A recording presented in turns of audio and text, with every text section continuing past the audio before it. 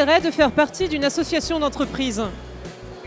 Le premier intérêt, je dirais, c'est rompre l'isolement des chefs d'entreprise. Ces associations sont un réseau social, c'est le Facebook de nos centres d'activité. C'est également une auberge espagnole où chacun arrive avec ses problèmes, avec ses questions, avec ses besoins. Le réseau Coaction Valdoise est constitué aujourd'hui de 17 associations représentant quelques 715 entreprises. Il est piloté par Philippe Écran, qui est membre du bureau de la Chambre de commerce et d'industrie du Val d'Oise.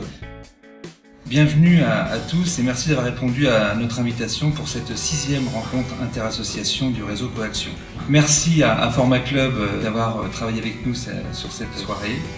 Et je crois que c'est clairement la preuve du dynamisme des réseaux dans le Val d'Oise.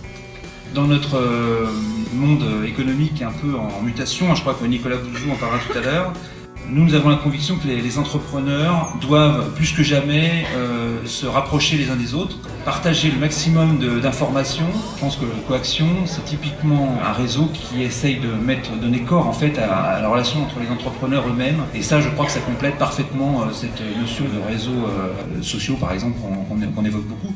Ça n'empêche pas. En tant qu'adhérent, que vous apportent les soirées interassociations organisées chaque année par le réseau Coaction?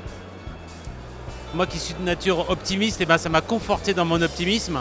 Puis, ma foi, si on peut faire des affaires également entre nous, pourquoi aller chercher plus loin alors que nous avons des entreprises à 2 pas de chez nous? Et j'ai trouvé que la pièce de théâtre était très sympa parce que faite par des participants, par des gens qui, on sait pour eux ça compte, on sait que c'est quelque chose d'important. Donc c'était vrai. Surprise en faisant part de ses expériences, par exemple. C'est bien beau tout ça, mais je n'ai pas le temps. J'ai un véritable problème à régler et qui ne concerne que moi. Avoir des adhérents d'autres associations participer à une mini pièce de théâtre, c'est très surprenant. La comptabilité, l'organisation de mon travail. J'y rajoute en plus les contacts avec les clients de ma boîte de communication. Et puis aussi beaucoup de sourires par la petite pièce de théâtre que nous ont concocté nos chers chefs d'entreprise. Bien, je les reçois vendredi, rapidement, pour ne pas les vexer. Mais je ne promets rien. Écoutez, je pense que ce soir, il y avait vraiment 2 temps forts dans cette manifestation. Le premier, c'était les scénettes par nos adhérents, qui étaient tout à fait revigorantes et vivifiantes. Voilà, tous réunis, merci de nous accueillir cette fois-ci dans votre restaurant.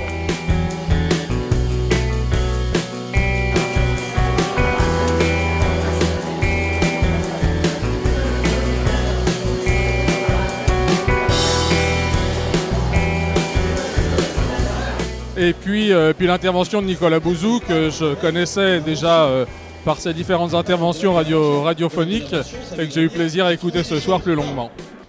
Là, on est dans le domaine de l'innovation.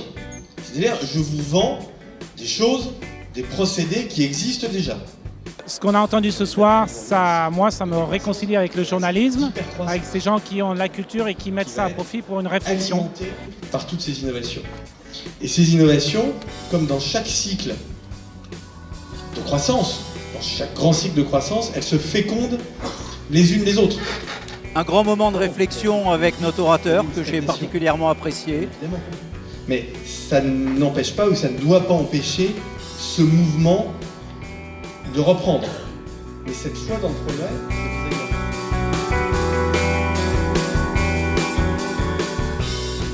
Alors ce soir, c'est une très belle soirée.